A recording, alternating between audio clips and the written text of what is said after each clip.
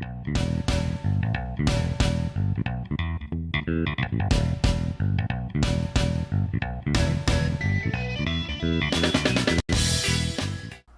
to Sweethearts or Rivals. I'm Charlotte. I'm Justin. What's on our table today? Aquasphere and a cattail. Yeah. Aquasphere. Hi, Jinx. Yeah. How you doing, Jinxie? All right. The copy of Aquasphere we have is published by Hall Games and Quinn Games. Yep. In North America, you probably find it through Tasty Minstrel Games. Yeah.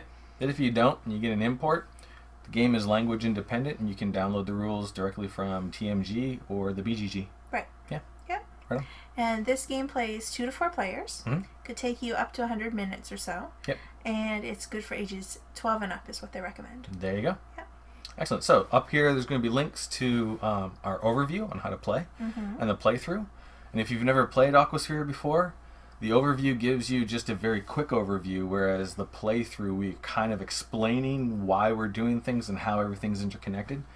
Because it seems like an easy game to play. There's only 2 choices to make on what you can do in a turn, but how everything is very intricately connected. How it all works together. Yeah. That one simple choice with only a couple little options has a lot of consequences. Things that you have to think about for sure. Yeah. Yep. So, what did you find, or how do you find the components for Aquasphere? The components are good. All the cardboard is thick cardboard, and we've got wooden pieces. Yep. And they're nice because the robots are like cute little robot-shaped meeples, which is a nice touch. Yeah, even the scientists, engineers are a separate kind of meeple. Yeah, I like the color scheme that they chose.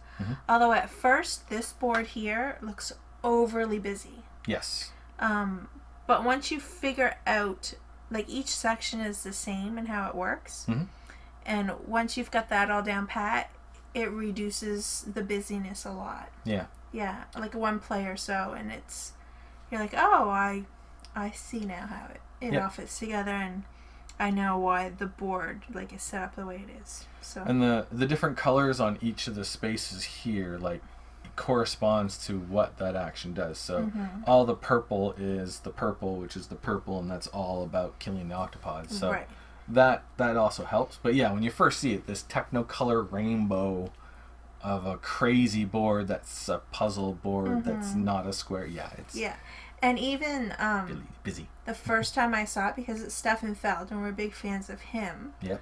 When it was on Kickstarter, I just thought, like, the busyness of the board turned me off. Yeah. But after it was done Kickstarter and I saw the first run through of it, it's like, ooh, wow, different. Ooh, I like that. We should have Kickstarted that. Yeah. Yeah. Right on. Yeah. Okay. So the strategery. The strategery. There's a little bit of randomness in it, in that how the different programmable actions corresponds to a set of cards. Now you can always see how that's going to change next round, but there's a lot of, I think there's like 8 different cards that are double-sided, so you shuffle those and then place out 4, and you don't get to know what they all are until the game starts. So that's a little bit of randomness. The extensions to your lab, the research cards, how they come out is going to be random. And then each of the rounds is going to have certain things that come out in each of the sections as the cat destroys the board. Right. We're just So going to leave her. Yeah. She's not running We're done through. playing, so it's all right. So how that is, that's going to come out randomly as well. So there's a little bit of randomness, but most of it is tactics and strategy. Tactics, because once the cards come out and you can see, like, getting these research cards, especially if you can get some cards that can help you mitigate the whole time token factor. Right, yeah. That is such a huge indicator of what your strategy should be. Yeah, because time is tight. Yeah, time is super tight in this game. Yeah. If you don't have some kind of strategy on how to mitigate just spending time, you're going to be stuck in one section doing nothing for like the entire game. Yeah, and that did happen to me in the game. Yeah. Last on the playthrough. Yeah. So, you do have that tactics where you got to see what cards come out and then grab up those really good cards that are going to help you. But it's also incredibly high on strategy, because you need to plan out, like, your entire round, you have to plan it out and work backwards. I need to do this, I need to do that, I need to do this way and that way, and get this first and do that second, and I can't do that because I don't have the time, and I want to do this, but I can't do that because of the way that the programming of the robots works. If you go over to this side, you can't do that anymore, and then if you switch over here, you can't do these anymore. So you have to get a strategy for your entire round in order for that round to work. And then as soon as somebody goes in and blocks you from doing something, your entire round can be done. Take the extender you wanted. Yeah. Take the card you were basing your whole strategy that round on. Yeah. That can happen. Yeah. And then you've got these robots programmed that you were going to use for that, and you're thinking, well, now what am I going to use these robots for? They're useless now. Yeah. Yeah. So it's very, very strategic heavy, but at the same time, in that instance where somebody does something to throw that whole strategy off, you've got to start scrambling tactically. Yeah. So it's very, very heavy strategy and tactics. Yeah. The little bit of randomness to make it interesting. Yeah, and I don't think that there's too much luck involved in the game. No, not at all. Definitely not. Yeah. Cool. What about the complexity of Aquasphere? Well, you wouldn't think it's overly complex because you can do one of two things. Yeah. You can program a robot over here, or you can use one of your robots you already programmed and place it on the board where your guy is. Yeah. That's what you do. So easy. You've got two choices. That's it. That's it. But you have to keep in mind, too, that you can only have two robots on your board programmed at one time. Yeah. So there's a layer of complexity in that. But then, like Justin was saying, like you have to look ahead at this board and see where you want to go on this board, so you know where to program on this board and how everything's going to interconnect, and like where am I going to move? Do I have enough time? Like, it's very intricate. Yeah. I wouldn't say it's overly complex if you've played it a few times. Yeah. But it's definitely a very intricate, interconnected. Yeah. Everything can affect everything greatly. Yep. Like one move by your opponent can, like I said, like wreck your whole turn that turn. Yeah. Yeah. So you definitely have to get a couple plays in order to really grasp the game. That's really important. Yeah. And we have to pause for a second because Kaylee has our start player die. So yeah, if you're gonna play this game to see if you want to buy it, don't just do it once. You need a good couple plays to really understand. It's true. Yeah. I would definitely want to play it before I bought it. It's a game that can be different each time you play. Yep. Because of the randomness of this. But it kind of isn't. Yeah. Different each time you play. Yeah.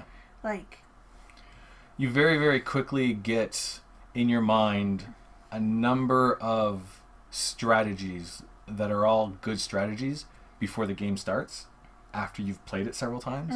And then depending on what cards come out, that's going to kind of be like, okay, that card came out, which means this is the strategy that I'm going to have for this game. Right. As soon as I get that card.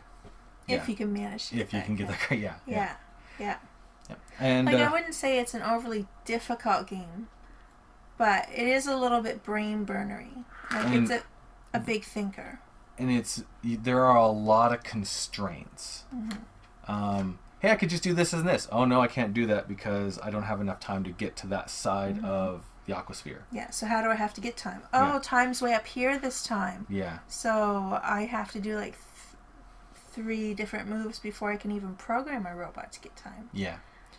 When we first started playing, we actually had 2 of the rules wrong. At the end of each round, instead of scoring all your points and all your negative points and then moving your scorer on the track, we were doing it step by step. So, who's got majority? Oh, you do. 6 points. ...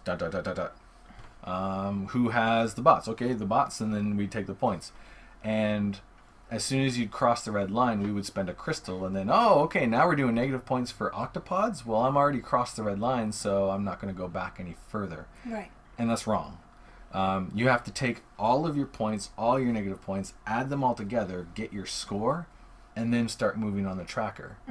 That changed the game significantly. It did, yeah. Yeah, and we have played games where you did some really amazing intricate things to get submarines out and this out and moving all over the board, and I'm blown away by what you're doing, and all I did was kill octopods and won. Which doesn't seem good to me. At the same time, we've had games where we've both done some really intricate, amazing things, and really close game, and then one of us kind of eked out a win, which is really cool to me. Yeah. So there are some very heavy constraints on the game, which adds to the complexity of playing it. It's a really tight game. Yeah. Yeah. Yeah. Yeah. So what about the playability? Well, the playability, I guess that concern of mine, just the heavy constraints. There are so many things you have to be mindful of. Do I have crystals to get across the red lines? Have I killed all the octopods so that my majority of the Aquasphere doesn't give me a ton of negative points? Yeah. All of this. So I have enough time to get around the board to do what I need to do. Yeah. All of that depends on whether or not you really like that style of game. If you like a game with a lot of heavy constraints, then no problem. You're going to love it because it's a huge puzzle to get around those constraints. The mechanisms and the theme, it's a very interesting theme. Oh, yeah. Definitely a cool unique theme to board games, and a very unique theme to Stefan Feld. Because most of Stefan Feld's games are kind of that Euro-y, you know, in the Mediterranean doing stuff like... A lot of his games are like that, so this is a huge departure, which is really nice. Yeah. But do the mechanisms really work? Sort of. I mean, I'm not sure why we can't wander around the station and do stuff ourselves. Why do we need program robots to do it for us? It must be that kind of world you live in. Must be. Or by the fact that just to get through one hatch costs us time, and we've only got like 30 seconds to do anything in this sphere. Maybe we're sending robots to do it because it saves time? Yeah, and maybe it's unsafe. Oh, because of the octopods in there. Go. And they're like, or Luke Skywalker, and they're like our little R2-D2s. Yeah. Some of the mechanisms make sense in this kind of thematic world. Some of them do not. There's a lot of restraints, like the red lines that require crystals to get past. The fact that these different programmable actions are completely random and different every round. Things like that don't really make a whole lot of sense thematically that I can see. So, some not. Yikes, I didn't give it that much thought. I'm just going to rely on you for that. Okay. Number of players. We've only ever played this 2 players. Yes. And it could be that I don't know that we have the group that wants to learn an intricate game like this. Yeah. If you're going to introduce new players to this game after you have played it several times, you're going to need to help them a lot. Otherwise, they're going to hate this game. Yeah. Because it's probably similar to like maybe the first time that I played Agricola. Yeah. Like, I felt like I was wandering around lost in this game. Yeah. In that game. Yeah. Which I can see us trying to explain it Kills. to a couple of friends, and it would be a similar kind of a thing. And if you're going to get someone involved in a game and you want them to enjoy it, you can't introduce them to a game like this and then just trounce them, because they're just going to hate it. So you're going to need to help them through the strategy. And a big part of that is because you need to strategize your whole round in advance, and then somebody does something to mess it up, and then you're scrambling. That happens every now and then with me and you, but not as often as you would think it would. Right. But that's because we're only 2 people. Exactly. As soon as you got more players, man, they're going to be blocking each other left, right, and center. That could happen quite often. Yeah. Yeah. And I know the few times that it's happened when I've invested my entire, 3 previous rounds to do something, and then he up and comes behind and ruins the whole thing, really makes me angry. Yeah. So, number of players and just have the players all played it before is going to be a huge factor on whether or not this game is going to be enjoyable. Right. The game length, it's a really quick game. It's only 4 rounds. Yeah, 4 quick rounds. Which, I mean, it doesn't seem like 4 rounds and you can only do 2 things each turn should take that long, but it's pretty involved. Yeah. Like. Yeah, it is. It's really involved. There's a lot of kind of not so much downtime, because even though there is some downtime, one, you're waiting to see what the other players do to mess you up, and two, you're constantly strategizing, calculating, figuring stuff out. Yeah. So I mean, a little bit of downtime in order to give you that time to think and process is important. Yeah.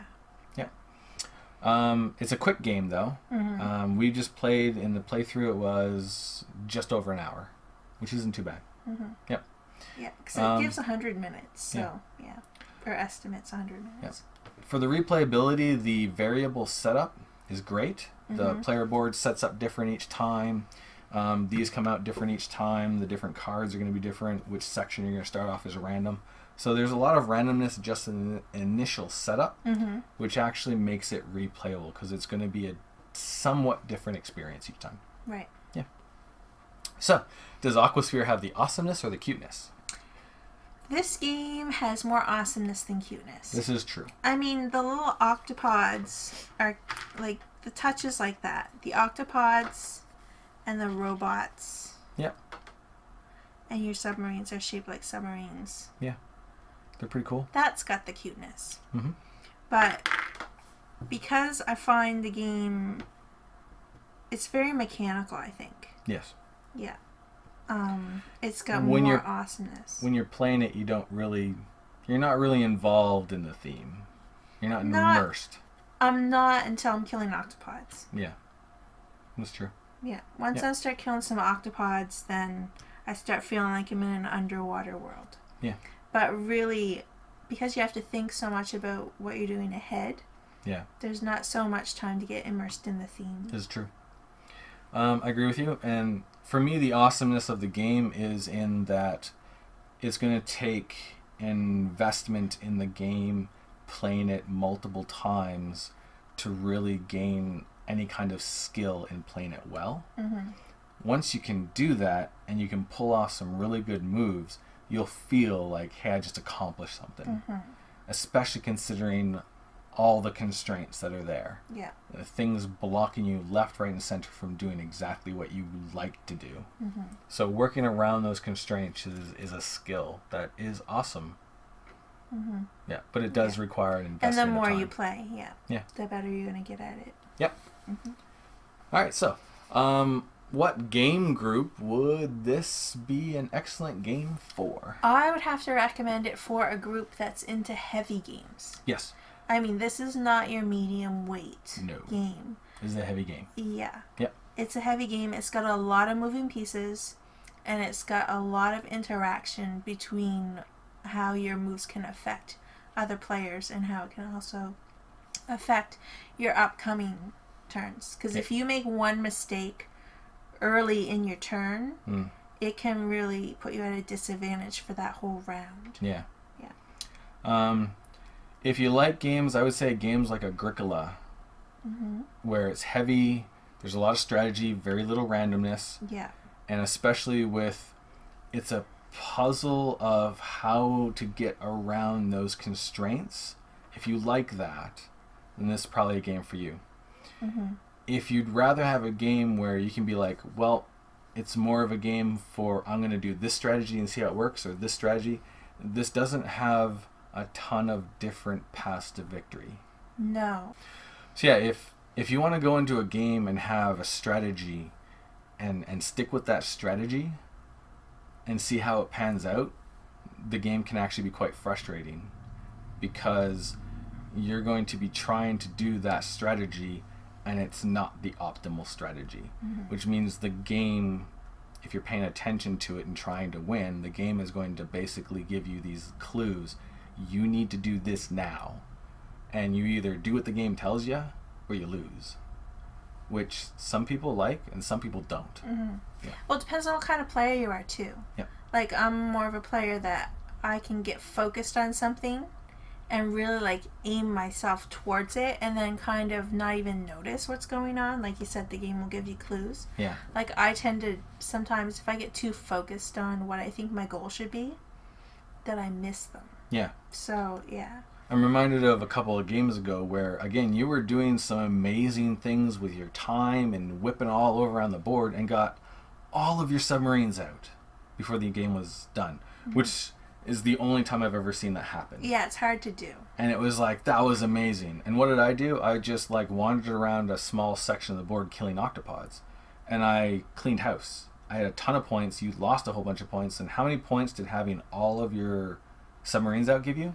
I don't remember. 5. 5, yeah. That was it. It was a bonus of 5 points. Yeah. And it was just like it felt really weird to me. It felt disappointing that you did such amazing things that and I got 5 points. And didn't get recognized for it from the game. Yeah. So even when you get some skill with the game and can do some amazing things, if you're not doing the things that the game wants you to do to get points, it doesn't matter how awesome that move was, you're not getting anything for it. I don't like that. Yeah. So, I guess we can move into one thing you love and one thing you don't. I actually do like games where you can plan your moves out ahead of time. Yep. Like, I have to do this, this, and this to accomplish this. Mm-hmm. But for me, like, that's one thing I love about this game. But it's also on the flip side of one thing I don't like about the game, because there's so many things that can affect so many other things, and if you miss one thing that's going to happen as a result of what you did previously, then your whole thing is ruined. Yeah. And it's like, oh, I wish I had have noticed that was going to happen. Yeah. Because, you have to be very vigilant and very analytical about what each move is going to happen. Yeah, what all the consequences are of and that the one outcome. move. Yeah. Which I find difficult myself. I agree. I really love the fact that on your turn you've got 2 choices. I'm either going to send a robot out or program a robot, and that's really nice. And when you're getting good at the game, you can be quite quick. But I'm in the exact same boat as you, is the constraints on the game are a little bit too much, and I don't like it. I wish there were more ways to mitigate the constraints. It's not even a matter of getting rid of all the constraints. It's just because then the game's just too easy. No, I think you need to understand how the game all works together. Yeah. And once you get a great handle on that, then you're getting somewhere in the game. Yeah. Yeah. A huge thing is never underestimating the power of having a lot of time. That is huge. And the last game we did in the overview, we both got a lot of research cards. And I found a lot of the constraints mitigated more than in previous games. So making sure you get really good research cards to mitigate a lot of those problems will help with that whole thing where you just feel constrained way too much. But it's tricky because in order for you to get more research cards, you have to get the pieces of your station that give you the research cards. Yep. So then you're basically just focusing on getting these. Yeah. So you can get these. Yeah. And then it's like, well, when do I have time to kill octopods or get submarines out? Like, you kind of have to try to do a little bit of everything. Yes. Because if you just focus on one strategy, that's not, or like one, like, I'm just going to get all my submarines and kill octopods. Yeah, it's not going to work. That's not going to help because you need these to get more, like, it's a balancing act. Yep. You have to do a little bit kind of equally of everything. Yeah. Which sometimes is hard depending on how this board comes out. Exactly. Yeah. Yep. Aquasphere. Did we end Aquasphere as sweethearts or rivals? I ended it as rivals. Oh yeah, this is definitely a rival game. There has been times I have been playing this game and I have everything all planned out and I've got my little robots all here and then Justin does something and I just want to say, what? I'm done. Like, you just won. There's no way I can catch up now. And Charlotte rage quits. Nice. Yeah. And I mean, that doesn't often happen to me in games. No. Like, but this one, I get a lot of emotions. Yeah. When, like, you spend 3 rounds to do something and then Now you've got you've got the robots that can't do anything anymore. And it makes sense. If you have spied that one perfect path through all those constraints to get exactly what you want, and then somebody throws a monkey wrench into that, yeah, everything's ruined. Yeah. And it takes a lot to come back from it. I would never flip the table, but I might flip my player board. There you go. Nice. Yeah. Yeah, totally rivals. Yeah, yeah, for sure. And I think a big part of that too is we're so invested and focused in trying to, navigate the game that we're really not seeing the theme. We're not feeling invested in this thematic story whatsoever. So there's really no point where we're all just like, this is kind of fun and it's just fun and that's it. No, it's rival. How do I win? How do I get those points? Yeah. Die, Octopod, die! Get out of my territory, you octopod. Yeah. Yeah. That's Aquasphere. Aquasphere. Thanks. Thanks for watching. We'll see Later. you next time.